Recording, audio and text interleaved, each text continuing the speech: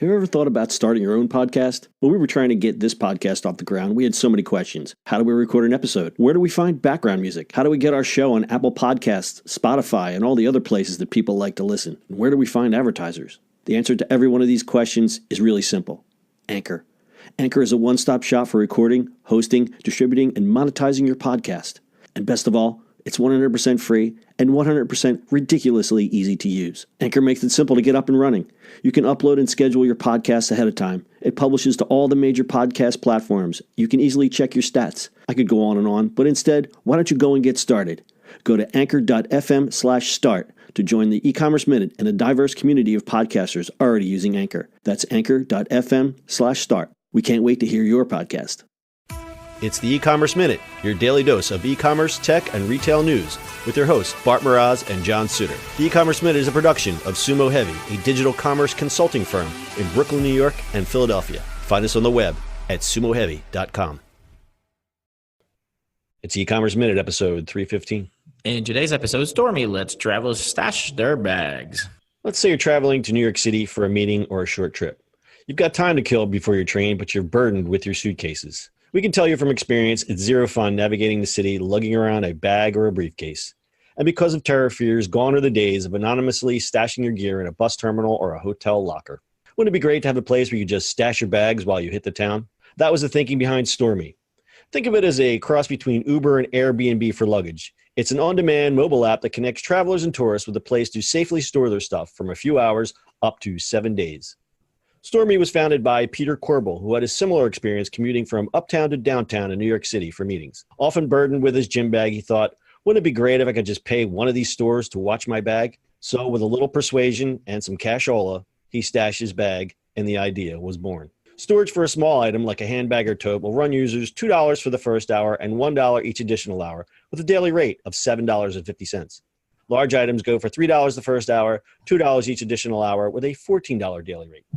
A $2,500 insurance policy protects purchases dropped off at location. The concept is a win-win for users and retailers. Travelers win because they get to unburden themselves, and the retailer gets to monetize unused space, which can also bring potential customers through their doors. In addition to New York City, StoreMe is live in Boston, Washington, D.C., and Philly, and is picking up about 1,500 active users a month, Corbel said. The company is looking to scale its model to new cities. It's currently raising a $1.2 million seed round through Seed Invest. StoreMe. I like this. Oh, I do too. I mean, there's how many times we've been a whole bunch of places I want to go, kind of explore the city, and, you kind of need to leave your stuff at the hotel, or, you want to explore the city, but the hotel is on the other side. Like, it just makes sense, right? Yeah, it totally makes sense. I'm Mr. Hands-free. I mean, every time I go in the city, I'm like walking with a backpack. I'm like, couldn't I just leave this somewhere? This is right up my alley. Like Philly, obviously Philly's kind of easy for us just because A, we live here.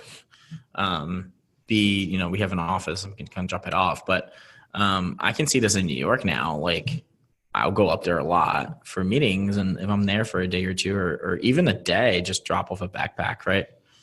That's why, the Philly thing is, you're exactly right with the Philly, but Philly is like so much more, I guess, I don't want to use the word smaller, but closer together. Walkable. Whereas New York, walkable. Whereas New York, it's like I know if I go to New York, I'm going to maximize my minimums. Like I want to, I want to be all over the town, and to lug a bag is just such a downer.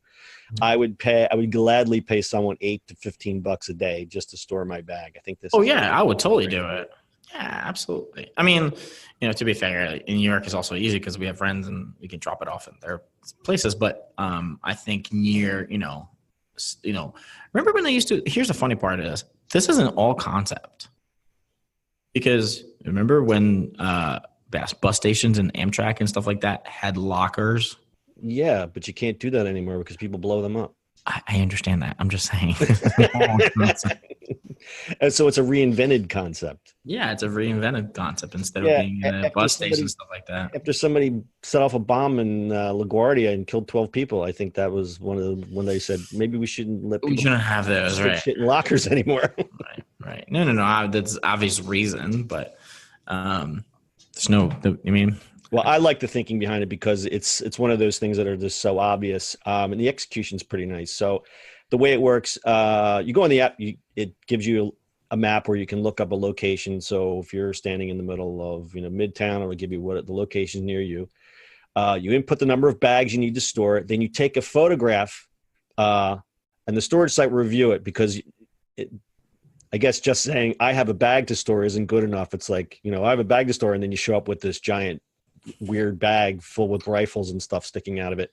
So the hosts have a right to refuse the bags, and they can inspect them before they come in. So you can't have any just wacko just showing up with, can I hide my bombs in your store? So there's a level of security there. Then you tell them how many bags you have, and then like I said, the host can refuse or accept, and then you take your bag there. They have insurance, so you don't have to worry about either God forbid you go there, you put your bags there, and then the store burns down or it gets robbed or something like that. So there's insurance for that. So I think it's a great model, and it's great for, as we like to say, the bricks and mortar retailers who are struggling with foot traffic anyway, and can make money off that unused space. I know that if I had a retail store, I would definitely jump on this. Yeah. One thing I noticed, the reason this came across my radar was there was an article in Technically Philly, and they landed in Philly and interviewed Peter Corbell. The reason he picked Philly, because you would think, oh, well, he's in New York and he's going to go to San Francisco or something like that. They picked Philly. They have 10 locations already in Philly. And he said most of the vendors that they have are dry cleaners because they just have the space. So that's pretty interesting. And they picked Philly due to the proximity of the Amtrak line. So they picked typical travelers, like us, who you get off the train and there you are stuck with your bag for the day. But I think this is a great idea, great concept. It's StoreMe. Yeah, I mean, if they only do the Northeast, basically corridor of Amtrak, they win. Yeah, it's great. I don't know if they're making money. Obviously, they're raising some more money, so we'll keep an eye on these guys. There's a video on our website, ecommerceminute.co, that shows a video of how the app works. The URL is getstoreme.com. Do you have anything else to add, Bart? Yeah, actually, since we're talking about Philly, if you guys have noticed, I no longer talk about New York. Bart moved back to Philadelphia. I moved back, so there'll be a lot of talk about Philly. A lot of talk about Philly. This will not be a Philly-centric podcast. I can no longer get a lot of deliveries. Bart can no longer get his burritos delivered to his door at 3 o'clock in the morning. Actually, we should have an episode of that, because actually I can, which is kind of crazy. Is it a Postmates story, or is it No, just overall, delivery things, the differences.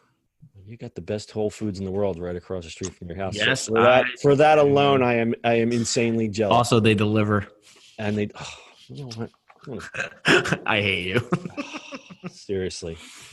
All right. As I said, full show notes are at ecommerceminute.co. That's your e-commerce minute for today. We'll see you on the internet tomorrow. That's it for today's show. If you like the show, do us a favor and subscribe, or leave us a review on iTunes. And don't forget, you can now listen to the e-commerce minute on your Amazon device. Just add e-commerce minute to your flash briefing. And finally, if you have a comment or suggestion, or just want to say hi, find us on social media at Sumo Heavy.